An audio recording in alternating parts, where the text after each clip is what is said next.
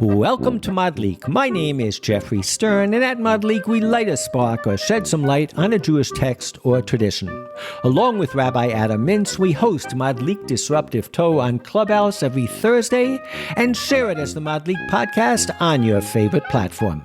This week's Parsha is Vayishlach. Jacob, now called Israel, approaches his estranged brother with trepidation.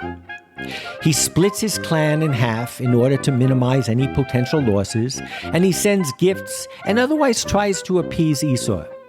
We explore appeasement and compromise in the Torah and Rabbinic Literature.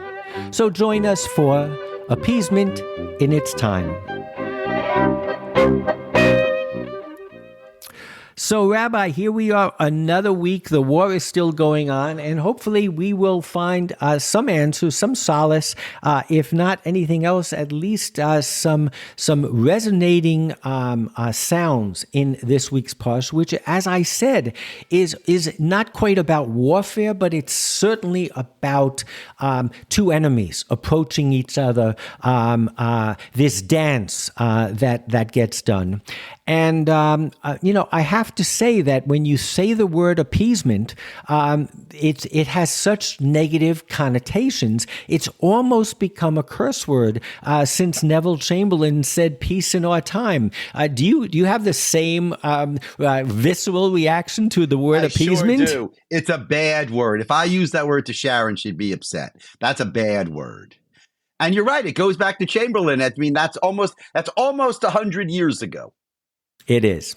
So believe it or not, we many times deal with translations, and we are going to talk about appeasement, which is one of the words that is translated in the English. But believe it or not, we're going to find Rashi, quote, using a French word, which is appeasement.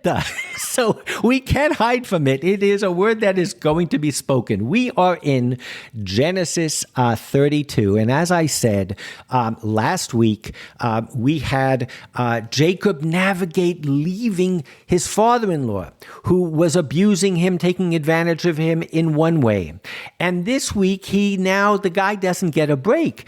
His name is changed to Israel. He's fought the angel. He's found himself. If you want to talk about Zionism, he's the new Jew now. He's Israel. But he still has to deal with his estranged brother. So in Genesis 32:8, it says, Jacob was greatly frightened. In his anxiety, he divided the people with him and the flocks and herds and camels into two camps, thinking, if Esau comes to the one camp and attacks it, the other camp may yet escape. And the interesting word that it uses for divide is Yachatz. Yachatz. Isn't there something in the Seder about Yachatz? And it means the same thing, to divide. Yachatz is when you break the matzah in half and you put the afikomen away. And that's what it means here too. And again, we always are looking for midrashic interpretations, and we say a poor person, put something away for the other day. But this idea of breaking something that's whole, I think has, no pun intended, baked into it this thing of caging one's bets, of not being 100% secure. It goes on, and it says in Genesis 33, 1 through 12, looking up, Jacob saw Esau coming with a retinue of 400. He divided the children. So here too it says that he divided them among Leah, Rachel, and the two maids. It gets into a long story of how he divided him.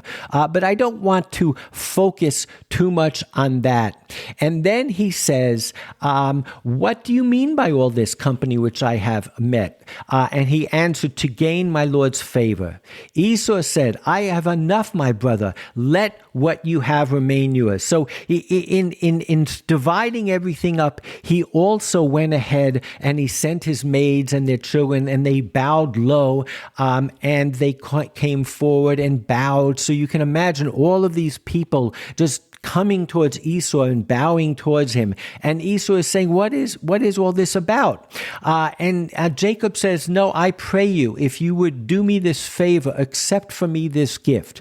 For seeing your face is like seeing the face of God, and you have received me favorably. Please accept my present which has been brought to you. For God has favored me, and I have plenty. And when he urged him, he accepted. And Esau said, let us start our journey, and I will proceed at your pace. So if you want to pull back 60,000 feet, it all ends well. Everything is fine. But there's so much in there, and I think the text is clearly focused. It's ignoring what's going on in Esau's mind, and it's focused entirely on what's going on in reality, but also in Jacob's mind. That's very important, right? Because you don't know. Jacob thinks that Esau is the enemy, but there's nothing there that actually suggests that Esau means bad. He even says, at one point, everything is fine with me.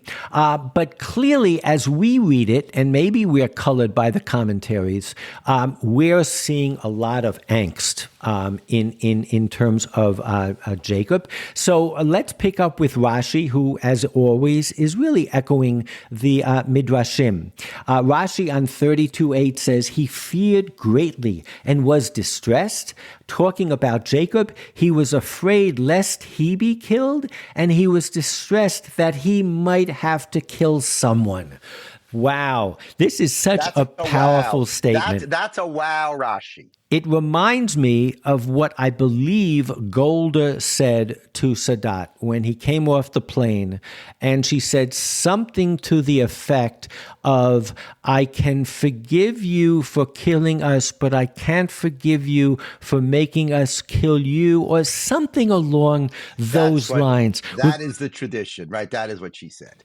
So here already, at least from the Midrashic point of view, Yaakov is prepared for anything, and we're reading Esau as kind of being neutral here. We know there's a lot of history there, but this sense of going to war, and I really do feel that I don't know, some of us more than others have been watching videos of the troops. There have been documentaries, and for whatever the world is saying about Israeli troops, they really do have this heightened sense of morality, and they really are concerned about the civilians. The numbers don't tell the story, but I think this is based on a Rashi, based on Genesis Rabbah here, of being killed and having to kill. Just such a profound statement. Rashi goes on in 32:9, and he says, then the remaining camp may escape. Again, he's talking about Jacob's kind of divide and survive philosophy. So he says, in spite of him, for I will fight against him, he prepared himself for three things. So Rashi says, and this is based on Midrash, that from here we learn that Yaakov and anyone faced with this type of a situation should do three things. So he prepared himself for three things: to give him a present, as it is stated, so the present past. He shall pray, and then he will fight. Easier. L'daron, l'tfilah, u'lamilchama. The word daron, Rabbi, I just Googled it because in my mind, this is something that I remember from the yeshiva. It's a Greek word. So if you look at the notes, the Sephirah notes, the Greek word that is used to denote gift is daron, which means gift or present. So here too, we're seeing strategies that the rabbis are touching upon that are based possibly on what was typically done in the world of ancient Near Eastern diplomacy. You one diplomat meets with another. First thing you do is you give a gift. Maybe tefillah has to do with making a plan, but certainly focusing one's attention, and then fighting. I think it's fascinating that the rabbis chose here in this episode to really focus on preparation for war, the outcomes of war, more than any other story, I think, in the Bible. That's right. I mean, you know that this story is used as a model. The Medrash says, and based on this story, whenever a Jew goes up against his or her enemy, that they should read this story and learn that you have to prepare lidoron, litfilah, ulamilchama. And it was from here. So then Rashi goes on, and this could be really, I mean, I love Rashi, you love Rashi, but in this particular story, this could be a course in literature, a graduate course. On Genesis 32:22, the Midrash connects the word panav in al panav with panim, anger. So if you recall, Yaakov is saying that he fell on his face. He saw his face like God. He used the word face a lot. What Rashi says that this teaches us that Jacob was also in an angry mood, that it should be necessary for him to do all this. Diplomacy is not easy. Hiding your feeling how belittling it is that you have to go through these steps. I think he really captures some of the necessary requirements, whether it's for waging war or waging peace or engaging in diplomacy to make sure that you don't have to go into war. But I love this, that he really resented, and there was anger built in him that he had to go through all this. That is interesting. Yeah, that's interesting. There was anger or fear. They're probably connected, right? Right, but I mean, don't you get a sense that he's very nervous? So I think the verses themselves don't talk about anger. The verses themselves said that, I think when we started right from the beginning, it said that he was scared, right? It says, Vayira Yaakov ma'od. But I think it's the rabbis who brought in that there was an anger built into this fear. So I want to understand, why did that happen? Why did they introduce that idea? I think they were reaching into their inner selves, and as a minority, as a Jew who always has to bow down to the local royal, to the knight who is protecting you, and doing it so well because you have 2,000 years of experience, but underneath there is an anger that why am I in this situation? Why is the warfare that we are always engaged in so unproportional? And it happens even when we're the powerful part. There's never a time that it seems that the children of Yaakov can fight without an arm tied behind their back. I think there's this resentment. Why can't we just wage war like anyone else? Why can't we just, I don't know. That was my feeling. I think the rabbis in Rabbinic Judaism in general really so much here resonated with them because they really felt it in their own interactions. Yeah.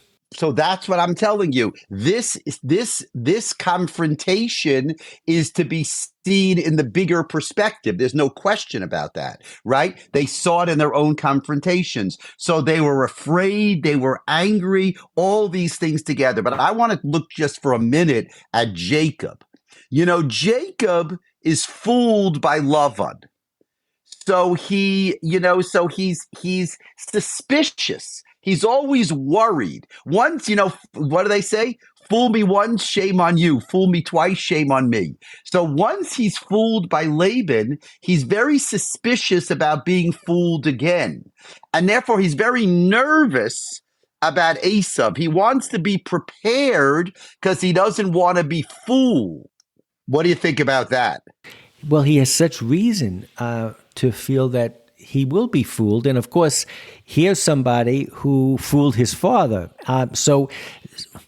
Right. Correct. Now it's ironic because Jacob was the one who did the fooling, originally that got him in trouble with Esau. So there is irony. I'm not questioning the fact that there's irony, but I'm just saying that right now it seems to be that he's afraid of being fooled. That, it looks like Esau is, means well, but I don't trust him. Until the very end, he doesn't trust him. Because Esau, at the end of the story, Esau says, let's go together.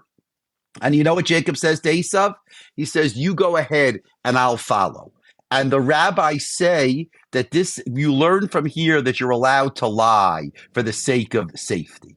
Meaning that Jacob said to him, I'll follow, but he never had any intention of following. There's a lot that's said here that has double entendre and isn't meant. And I think you just focused on one aspect of it. Rashi, again, quoting all of the Midrashim, says something very similar in 33:10. He says, why did he compare being with Esau to being with an angel? And it says, why did he mention to him that he had seen the angel? In order that he, Esau, should be afraid of him, saying. So it's like you bring up and you say, if you happen to be I don't know, Rockefeller, and you say to somebody, being with you is like being with a very wealthy man. By dropping the wealthy man bit, you remind him of who you are. And so this double entendre of saying, bringing angels into it, and said, by the way, did I tell you that last night I fought an angel and I won? There's so much of mixed messaging going on, backward compliments going on. And it's the world that the rabbis lived in, and I would argue that most of us have to live in when you get to a conflict type of situation. So in Genesis, Rashi on Genesis 32:21, the verse says, "Ach kapara panav," and the translation that I have in the English for Rashi is, and I will appease him. Of course, we know the word kapara from Yom Kippur, from that you get redemption, that you get forgiven. But it's fascinating here that the rabbis that Rashi is quoting make even a connection between the verb kapara is used in association with iniquity and sin, and in association with anger. It always signifies wiping away, removing. It's fascinating. It's talking about words that we typically associate with the holiest day of the year, with the holiest process of being a Jew, which is to constantly trying to do teshuvah and to become pure. And here it's when it becomes between two people. There are other psychological events happening. There's a level of anger going on as well, and I kind of found that to be fascinating. But as I said before, I was intrigued by the fact that the translation of kapara here is to appease him. In Rashi on Genesis 30. I have to make sure that I get the right one. It's 33:10. And he quotes V'tirtzeni, and I will make him pleased, from the word ratzon. You are reconciled with me. Wherever the term ratzah occurs in Scripture, it means proprieting, Old French appeasement. So here's what I was referring to. Fantastic. So Rashi, and by the way, and I think I've said this before, my understanding is if you are a scholar of Old French, at the end of the day, Rashi is a little bit of a Rosetta Stone, because Rashi is taking Old French from when was Rashi? 1040. He was born in 1040 and he died in 1105. Perfect. So you can go back and find a source of French that is then translated into Hebrew and contextualized, used in a commentary, where Rashi only will use Old French if he's trying to explain a word, explain a meaning. So that's an aside. But here he literally says balaz, which means balashon haaretz hazeh, correct? Correct.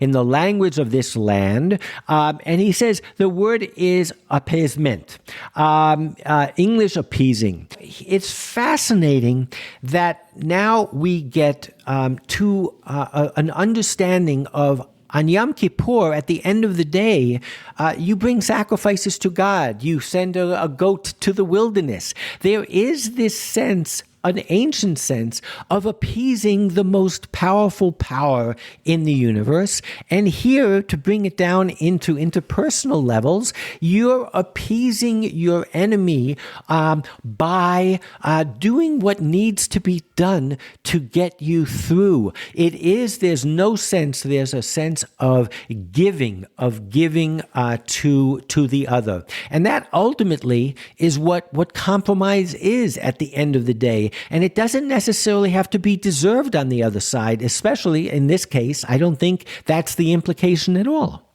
I think that's 100% right. I mean, so what you're really pointing out here is that the word appeasement is not necessarily a Chamberlain word. It's used in a different way in the Torah. Well, I played on peace in our time and appeasement in its time. What I'm trying to say is that there is clearly a place in worldcraft. Henry Kissinger died today, so we can talk a little bit about diplomacy, but certainly from the rabbinic midrashic point of view, there was a place for appeasement. There was also a place for tefillah, and there was also a place for milchama. But what I want to do is, after last week's conversation, I had one regret.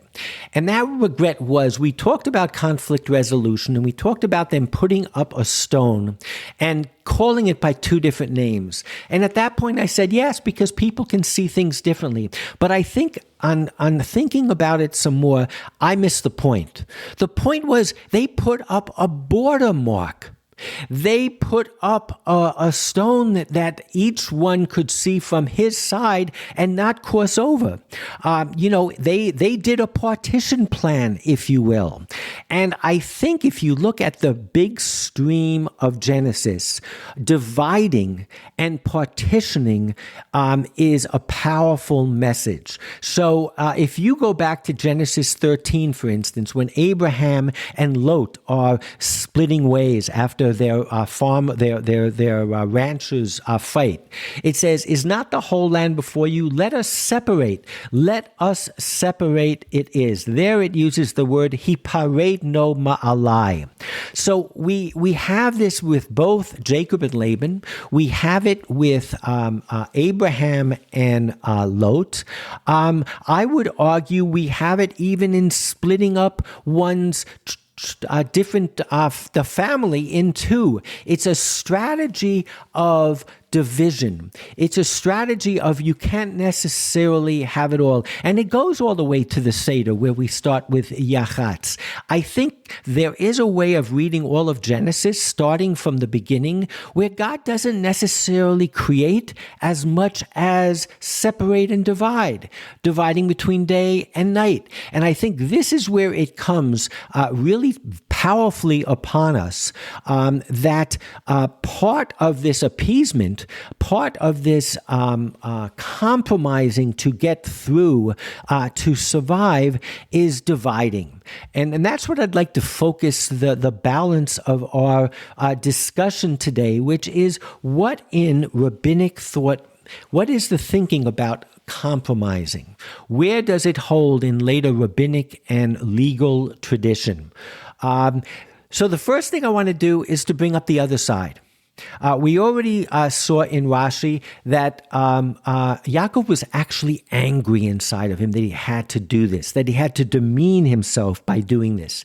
In Bereshit Rabbah, it says, "At the moment that Jacob called Esau my lord, the Holy One, blessed be he, said to him, you abased yourself and called him my lord 8 times. As you live, I will establish 8 kings from his descendants." So don't get us wrong. The rabbis were not 100% sure that what Yaakov did in terms of flattering Esau, in terms of dividing all of these things up, giving him his due, so to speak, he could be punished for it. They took this very seriously. And we have this debate even till today amongst how do we deal with the Palestinians? How do we deal with our enemies? Do we try to accommodate them, or does that in some way compromise the truths that we hold? And it's fascinating to see it right in the rabbis.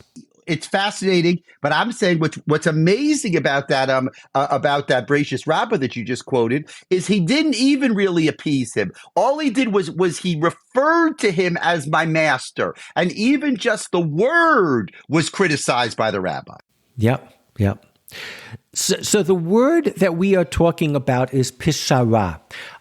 If you go to have a law case, you can either go, in legal terms, you can either go to a judge and have him adjudicate, or you can go to what we call nowadays arbitration. And that ultimately is what pishara is, to reach a compromise. In Deuteronomy 6:18, it says, "Do what is right and good in the sight of God, that it may go well with you, and that you may able to possess the good land that your God promised an oath to you of his fathers." And there's an amazing Ramban on this, and Ramban says as follows: our rabbis have a beautiful midrash on this verse. They said that which is right and good refers to compromise, pishara, and going beyond the requirement of the letter of the law. And he says, now this is a great principle, for it is impossible to mention in the Torah all aspects of man's conduct with his neighbors and friends and all his various transactions and audiences. So what Ramban is saying, and he is in line with many opinions in the Talmud, that compromise can be considered even above and beyond. We usually think of lifnim meshurat hadin as someone who's machmir, someone who does things more stringently. But what he's saying is no legal thought, no philosophical thought, no ethical system can think of every eventuality. And that's ultimately the good and the tov. That is pishara, making a compromise. Yes, that's right. And the Gemara knows about arbitration. I just want to say from a legal perspective, the Gemara knows, and the Gemara says that, sometimes compromise is preferable to what they call din, which is, following the law. So they know it both in a legal sense, and what you're talking about is kind of more in a philosophical sense. Yeah. But I looked up, and it's in the source sheet. It's a great article from the Encyclopedia Judaica on compromise. And it talks about pishara, which is to find a solution. It uses a second word, bitzua, which is used as an equivalent of pishara, but again, it is used to mean to divide or cut. So here again, we get this sense that the concept of compromise that we see in the biblical texts and in the rabbinic texts is giving a little bit to each side. And I think Ramban talks about that as well. Maimonides, in his introduction to... that's a great source you have here on the back. Into the Mishnah, he says the same thing. He says, and he needs to go above and beyond in all cases to seek compromise. And if he is able not to come to a legal decision at all these days, but rather make compromise between the two litigants, behold how good and how pleasant. The idea is that each one should walk out of the court and feel as though they got something. And Rabbi, one of my favorite and the first Mishnah I ever learned was Shnayim Ochazim B'talit, two people arguing over the same garment. And the idea was... if you swear an oath, you have to have an oath that isn't necessarily a lie. Each person can swear that they don't have less than a whole. And I think if you look at the source sheet and you look at Jewish tradition, there is this very strong sense that might come from the book of Genesis in general, but the last two parshiyot that we've studied, that really to get through the day sometimes you have to give the other side something, whether they deserve it or not. And you have to also recognize how difficult that is. And you have to recognize that, yes, you are compromising some of your ideals. But ultimately, the ultimate lifnim meshurat hadin, beyond the strict structure of the law, that's what's necessary. That to me was kind of what cried out here. And Yaakov doesn't come out as a raving hero, but he does come out as someone who can teach us how to navigate situations where maybe there can't be only one winner.